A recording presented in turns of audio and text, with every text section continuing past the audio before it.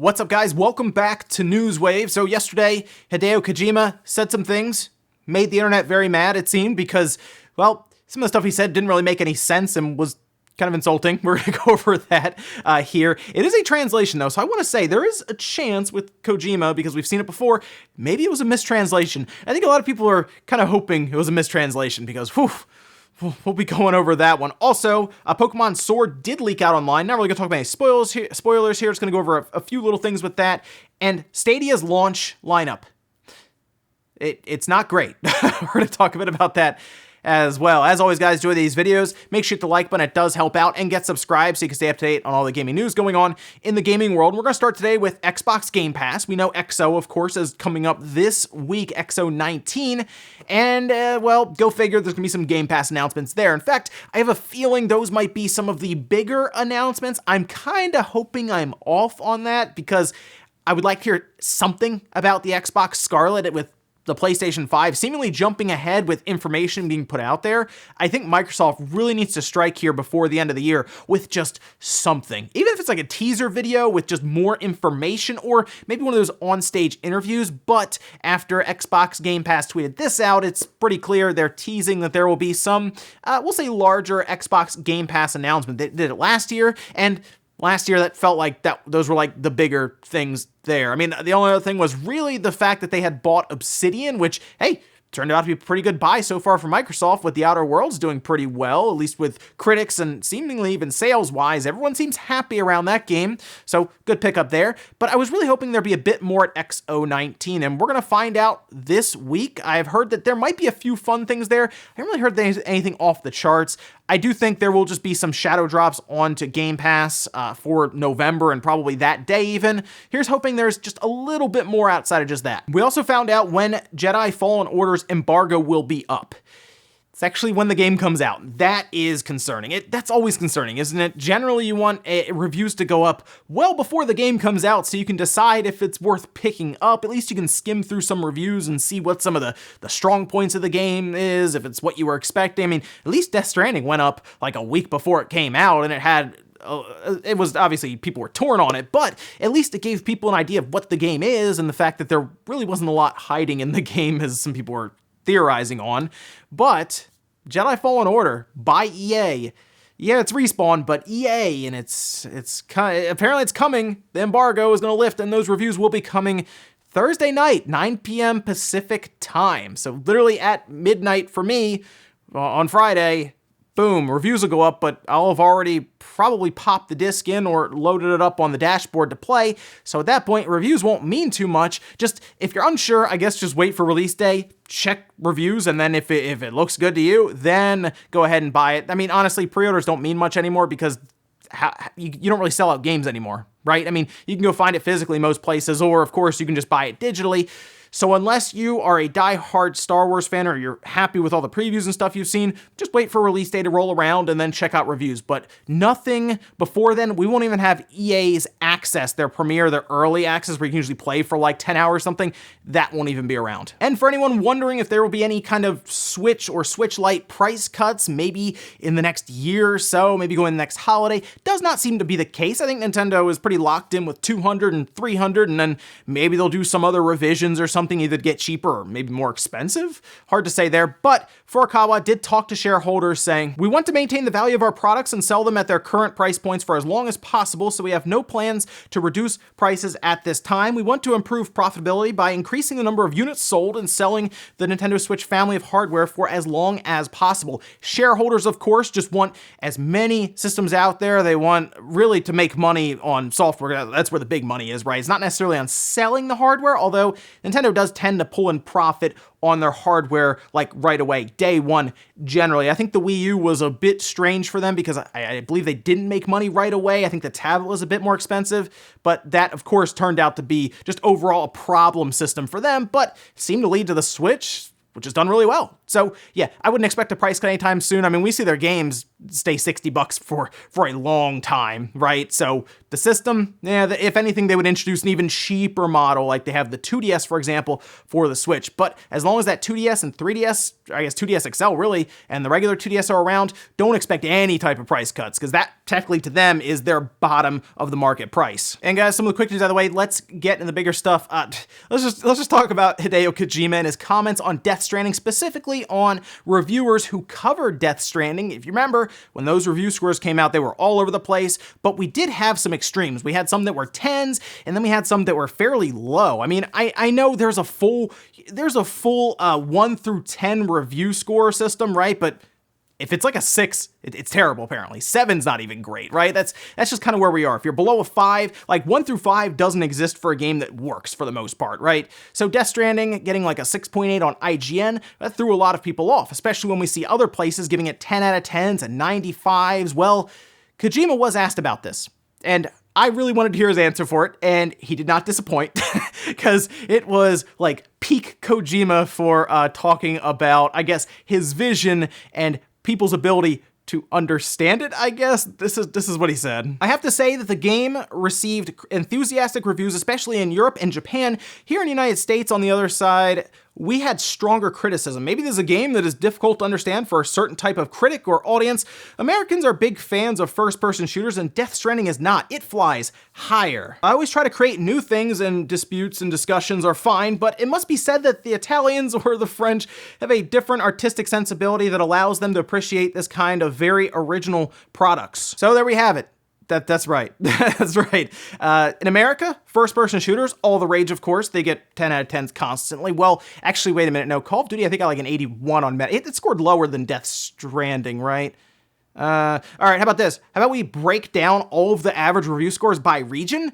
And that should show that the US is way below all the other ones, right? Well, let's take a look. Actually, you know what? Someone on Reset Era managed to do that. That's from Yalza, as you're seeing here, with North America an 85.3 from 32 reviews. That's actually quite a few compared to the others, with Europe at an 87.8 for 37 reviews. And then, of course, down from there, Asia actually below the North America there, with an 83 on 5 reviews. And then below that, obviously, had 2 reviews and then 6 reviews between the other regions. Yeah, okay, so that doesn't line up there.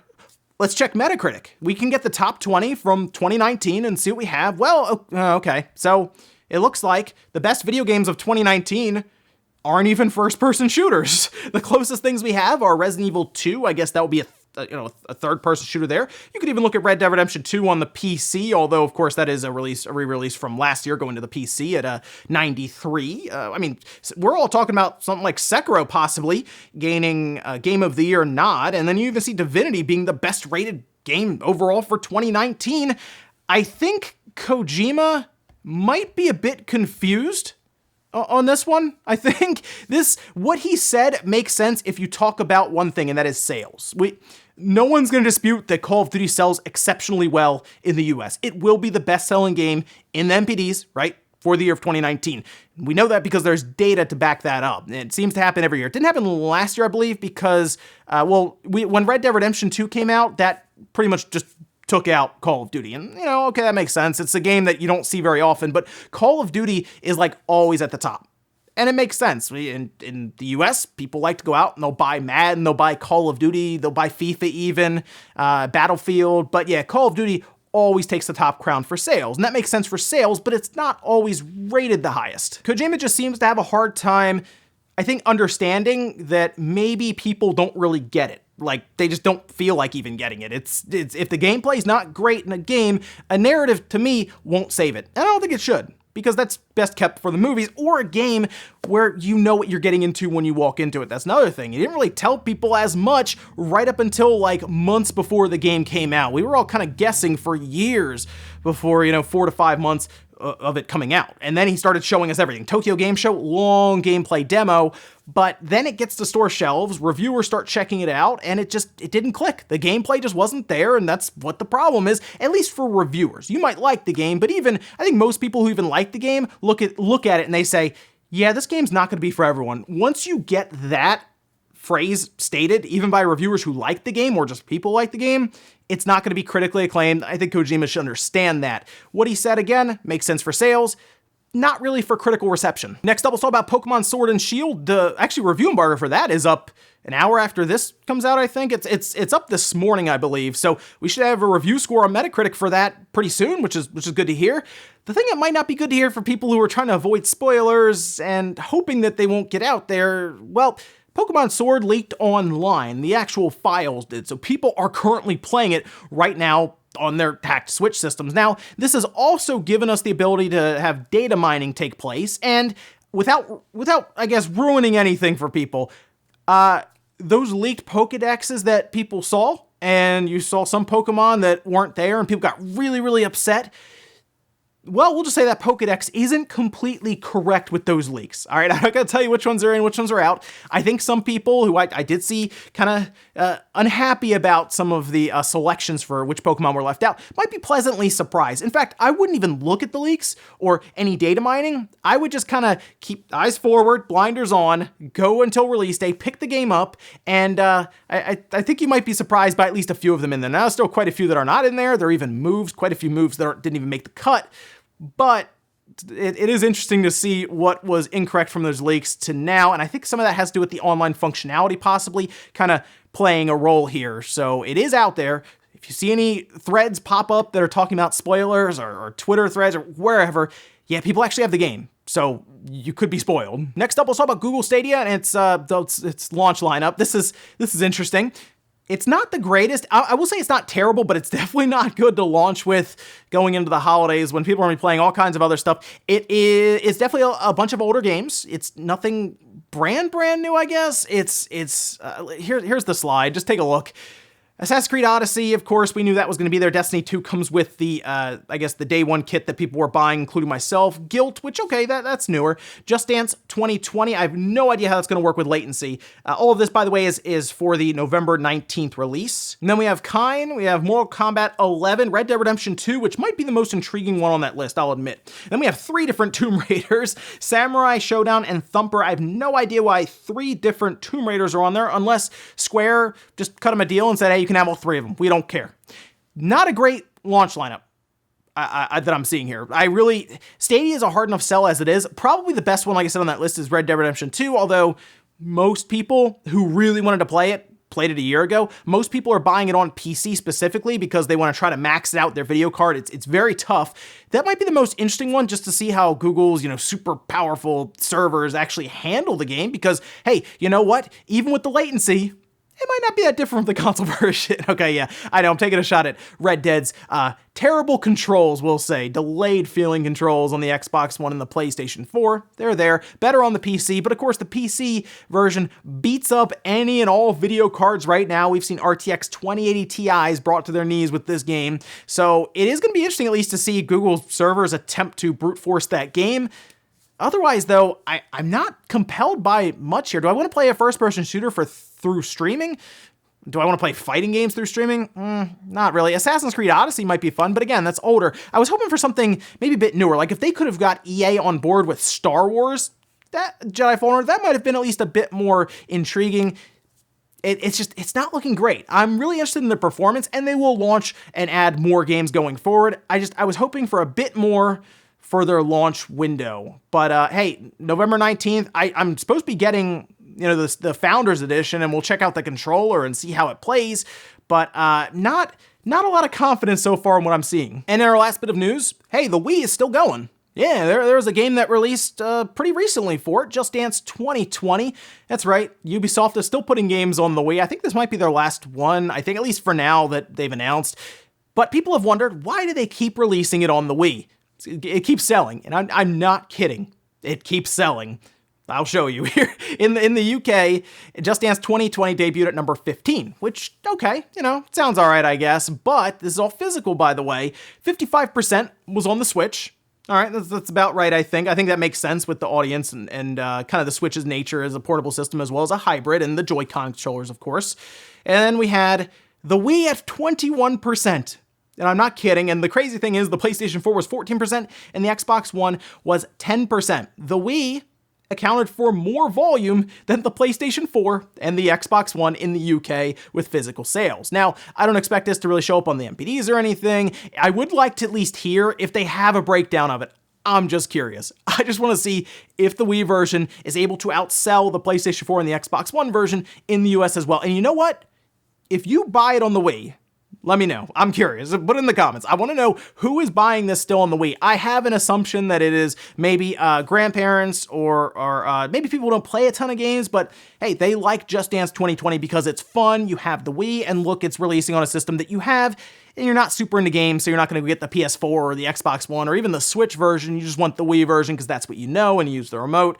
Let me know if that's something that you or even your family members buy. I'm very curious who's buying these games on the Wii. And we'll finish up with the comment of the day, as you're seeing here. This one is from Flamingo Salad saying, Spawnway, can we talk about how we've gone 2 months with no Super Nintendo or Nintendo titles added to the app? So I think there's going to be a batch at least before the end of the year, but Nintendo told us they weren't going to be doing monthly releases any longer. They were going to be doing them whenever they wanted. And to me, that spelled they want to do less. That's just what that meant to me. So I know we even talked about, oh, maybe they want to do maybe 2 releases or like 2 batches of releases in a month or something. It's starting to become kind of obvious that they don't want to add as many. And I think a lot of it has to do with the volume they built up on the NES side. We had like 40 games or something on there, right? At this point, like overall with the NES. So yeah, that is something they probably wanted to cut down on a little bit because maybe they didn't think they could keep that pace up.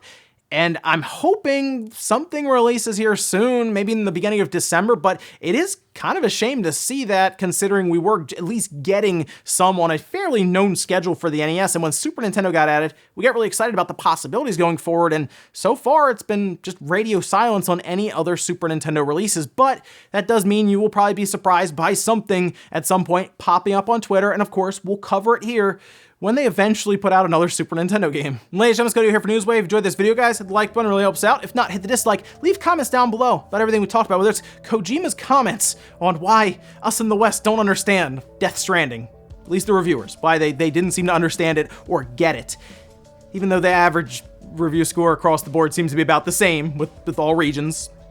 IGN's 6.8 was actually from someone based out of Australia, so there you go. Also, let me know what you think about Stadia's launch lineup. Is that enough to get you to subscribe and try it out? Thanks, guys, for watching, and I'll see you next time.